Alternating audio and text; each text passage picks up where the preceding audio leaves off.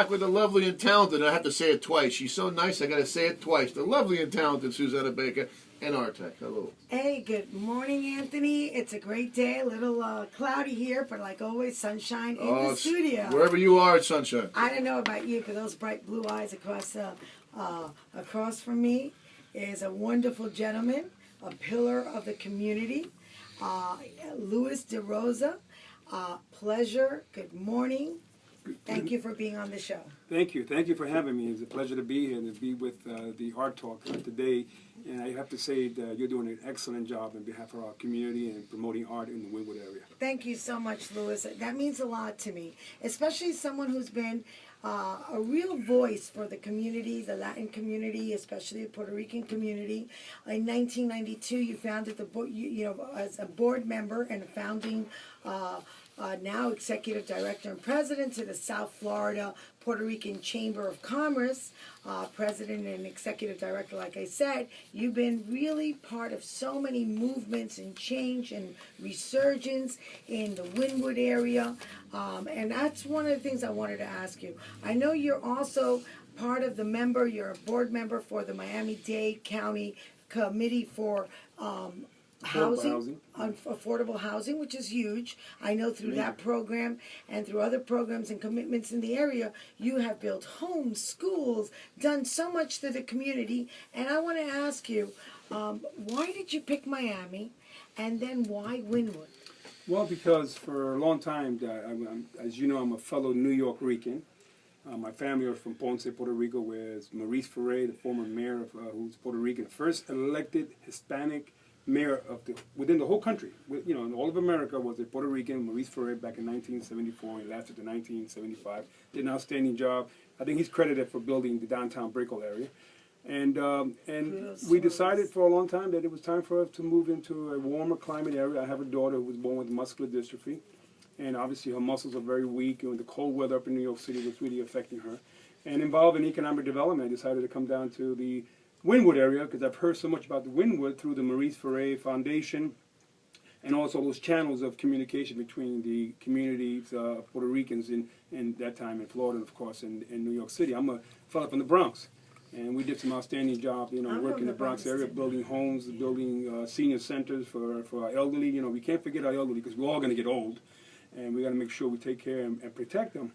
And we decided that we moved down to the Wynwood area, and I met a fellow by the name of Emilio Lopez, the founding member of Borinquen Healthcare Center, now Borinquen Medical Centers of Florida, which is headed by Bob Linder, who's now the president and CEO, and doing an outstanding job. We have over 200 jobs. We have 100, close to about 80 providers, doctors, medical directors, and we provide services to the uninsured. We provide services to those who can't afford, the medical services, and we do an outstanding job. In fact, we've already expanded into Little Haiti, North Miami, and believe it or not, and Little Havana also. So you have Puerto Ricans working at Little Havana.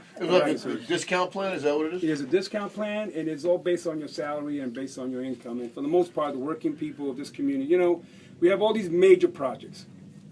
When Midtown came to surface, I was criticized for supporting Midtown.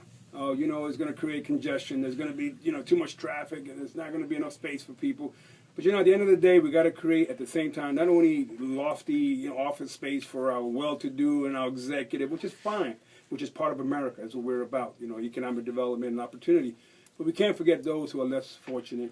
And that's what, we do at Borinquen Medical Center of Florida, and we provide an excellent job. And we have 5... I think it's 5 of them, providers, 5 services, 5 locations. They're doing a great job. Now, let me tell you something. Besides being a board member to the Borinquen Clinic and executive director and president to the South Florida Puerto Rican Chamber of Commerce, you have definitely done a lot of things in the community. Now I think I'm going on my 4th year of working and attending your meetings and your luncheons at the Doubletree that you do, your quarterly business luncheons. You bring unbelievable people to the community to speak, from mayors to the governor of Puerto Rico to a lot of major top executives. I think you were one of the first ones to actually bring in the Walmart directors, the actual CEOs of Walmart, to come and talk to the Wynwood Committee Development Committee, where they were saying what they were planning to do, and for you guys to get together and request certain not sanctions, but certain things you wanted to see in those designs that would complement the area and complement what is happening, because there's so much controversy. So I know you sit in the forefront as a voice for the community in some very controversial issues, and I agree with you. I believe that as much as we want, for instance, everybody that probably stood, really opposed Midtown when they were doing the blue. I was at the Buena Vista Association. I live in the design district, and I was like so for it. I thought it was great. I come from New York City. We're so used to having 4 stories and then boom, a high rise. Right. So I thought it was really cool to me. And so I went to the meeting, really wanting economic development, seeing that. That's why we live in Design District. You're 5 minutes from the airport, 2 minutes from downtown. And It's a little city. And everybody Little just, city. it is. And everybody got on my case, like, am I crazy? These mothers that, I want my kids. I said, why don't you move to horse country in Davie if you want to, or the Redlands, But here, when you're so close to the Port of Miami, which is the #1 port of the world, cruise line capital of the world, the Miami airport, how could you not expect Wynwood, Miami, downtown to resurge? I mean, we all know that's what's happening. And people and leaders that saw that and became part of that story a decade ago, not 4 years ago, not 5 years ago, but more than a decade, with that commitment to your community, but also your community evolving to other sectors. Yeah. Well, there's many. We have a committee. It's called the South Florida Puerto Rican Leadership Council, and the purpose of that, get all the heads of all these organizations to come together so we can decide, and of course not duplicate our services, but decide our mission as a community. Because a community without a voice is no community. I mean, we can all say we're Hispanics. I'm Hispanic, but I'm also happen to be Puerto Rican. That's the way I get treated in most cases, anyway. But having said all that, I do believe that.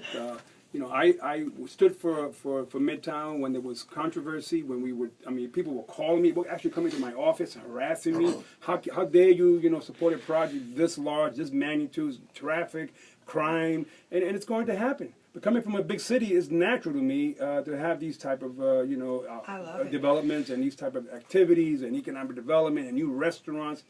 At the same time, when Midtown was developed, there were these big box spaces for, Target was one, and I think J.C. Penney was the other one that was considering coming in.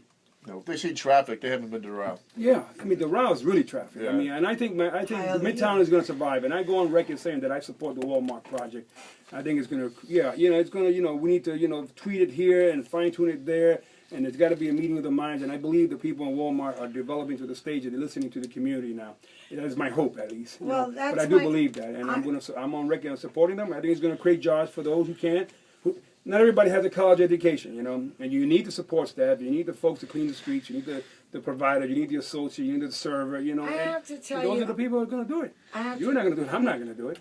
I have to tell you that honestly, looking into the projects and all the projects, one of the things I say on my tour is when I pass and I talk, one of my tours is called Design District, Midtown, and Wynwood. And as we are at the crosswalk, where all the 3 districts combine, where east and north is Design District on 36th in North Miami, south and east of 36th Street is Midtown, and then north and west, south and west of 36th in North Miami is Wynwood. So all 3 districts just join in that crosswalk. And I always tell my people as we're crossing over, I say, look to the east, and this is Midtown. It goes from 29th Street to 36th Street. It goes from Northeast 2nd to North Miami Avenue. And if you would have told anyone 7 years ago that it was going to be a mixed-use development of retail, lofts, celebrity restaurants, trendy global designers, and major department store shopping, people would have said, what were you smoking in your pipe? Because that was a graveyard for over Please don't smoke, folks.